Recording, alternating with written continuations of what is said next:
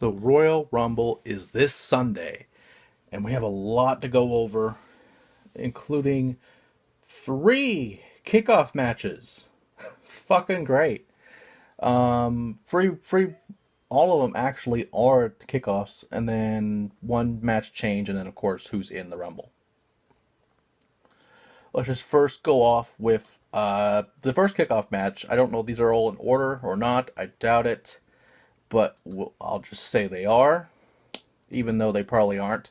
First off, we have Sasha Banks versus Nia Jax. Now, this match has been built up for a while, actually, but it's kind of been stop and start in a way because of Sasha's injury.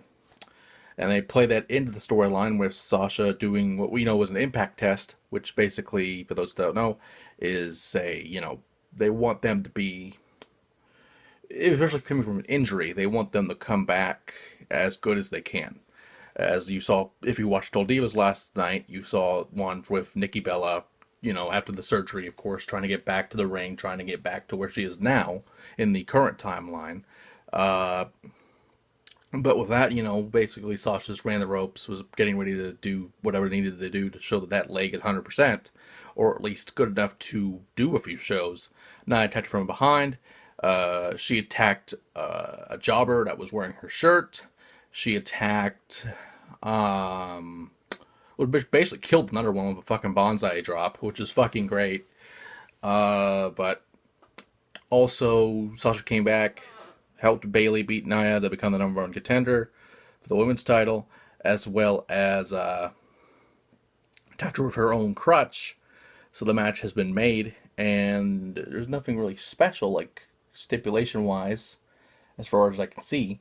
But I feel like Nia, if you're trying to build Nia, you need to have her beat Sasha. If you want her to be that next credible person, especially what happened if Bayley does win the title this Sunday, then Nia can chase the title after the rematch, of course.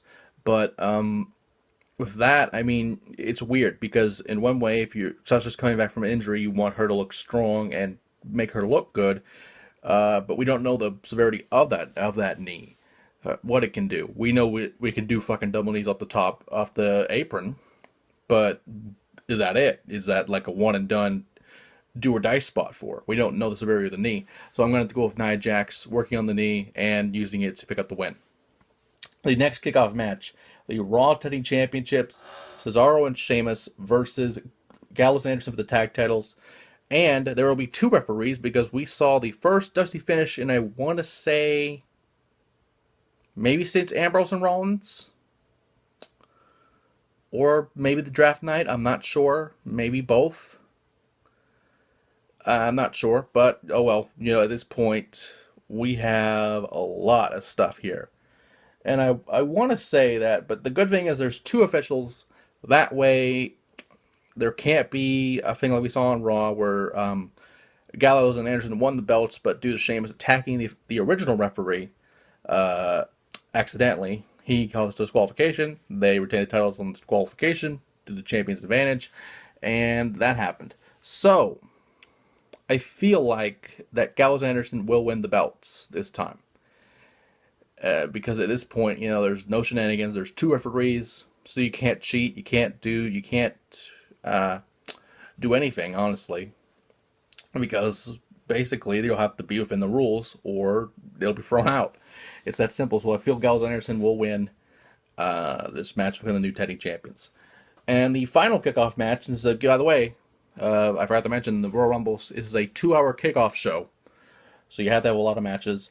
And we have the team of Becky Lynch, Nikki Bella, and Naomi facing the team of the Women's Champion, Alexa Bliss, for SmackDown.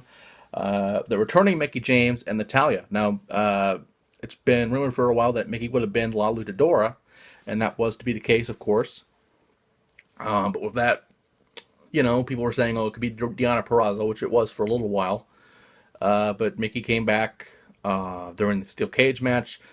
Kind of shades of, if anyone remembers, El Gran Luchador, which was fucking great. And probably won't have time to actually talk about that, but I'll just leave you with El Gran Luchador, and this is pretty much the same thing with La Luchadora. But with that, I feel like this is a long time coming because Mickey has been gone for a while. Last time we saw her was at NXT Takeover Toronto against Asuka, which was she looked great. Everything she did was great. But with this, it's interesting because it feels like they're reliving the storyline of Mickey James being the fan of Trish Stratus, but Alexa is now in the Mickey James role and Mickey's in the Trish Stratus role at this point.